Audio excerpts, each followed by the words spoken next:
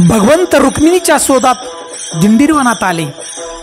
एवढंच नाही तर भक्त पुंडलिकाला भेटायला आले बघा भगवंत.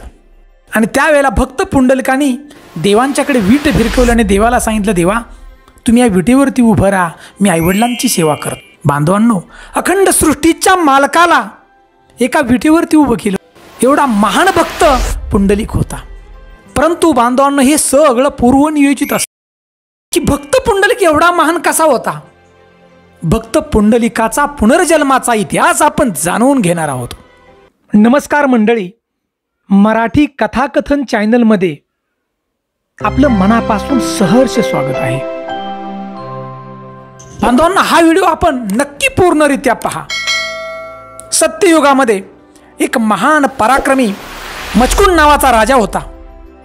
एवढा राजा महापराक्रमी होता की ज्यावेळी देवतांचं आणि राक्षसांचं युद्ध व्हायचं त्यावेळेला देवतांच्याकडून या मचकुंड राजाला आमंत्रण असायचं बघा.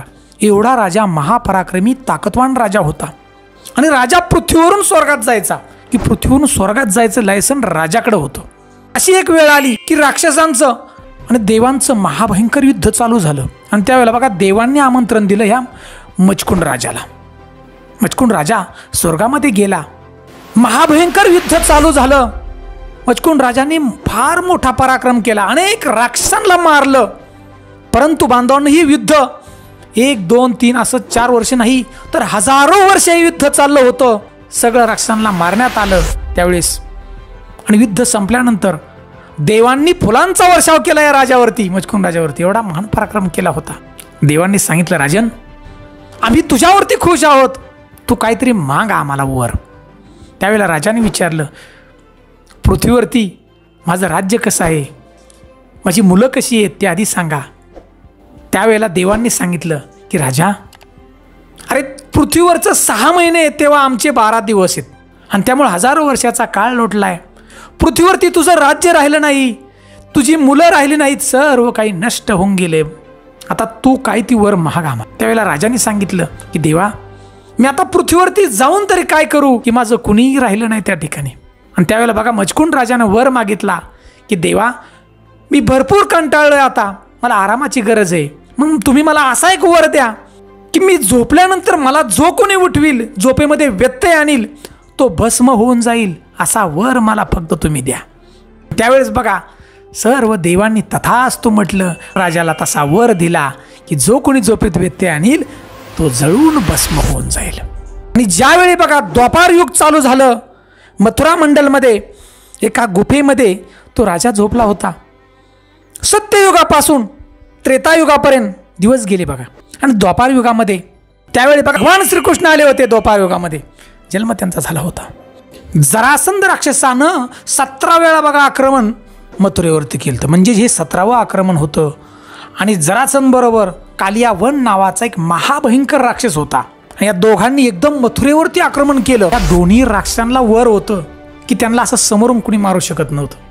अखंड सृष्टीचा मालक भगकृष्ण आहेत, त्यांना सगळं माहिती हो आधीच. भगवान श्रीकृष्ण यांनी या युद्धामध्ये नाटक केलं पळण्याचं बघा. आणि भगवान श्रीकृष्ण त्या ठिकाणून पळाले. आणि पळत पळत ज्या ठिकाणी हा मुचकुंड राजा झोपला होता गुफेमध्ये त्या ठिकाणी आले बघा.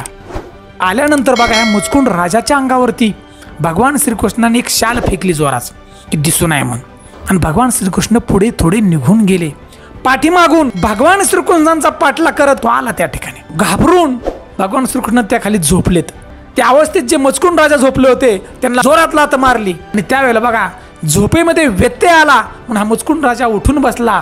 जसं बघितलं तसं त्याच क्षणी तो राक्षस बघा जळून भस्मसात. नंतर भगवान श्रीकृष्ण जवळ आले. त्यानंतर चतुर्भुज रूपात भगवान श्रीकृष्णाने बघा दर्शन दिलं ह्या मचकुंड राजाला. आणि त्यावेळेला सांगितलं की तू मला वर कुठलाही माग मी तुला देतो बघा. त्यावेळेला मचकुंड राजानं वर भगवान श्रीकृष्णांच्याकडे मागितला की भगवंता, मला येणाऱ्या जन्मामध्ये दुसऱ्या तुम्ही मला दर्शन कायमचं द्या. आणि बांधवांनो, म्हणून पुंडलिकाचा जन्म झाला बघा. या परतच्या जन्मामध्ये मचकुंड जो राजा आहे तो पुंडलिक आहे. आणि म्हणून चतुर्भुज रूपामध्ये दर्शन भगवंतांनी दिलं. पुंडलिकाच्या सांगण्यावरून स्वतः सृष्टीचा मालक भगवान श्रीकृष्ण 28 युग या विटेवरती उभे आहेत.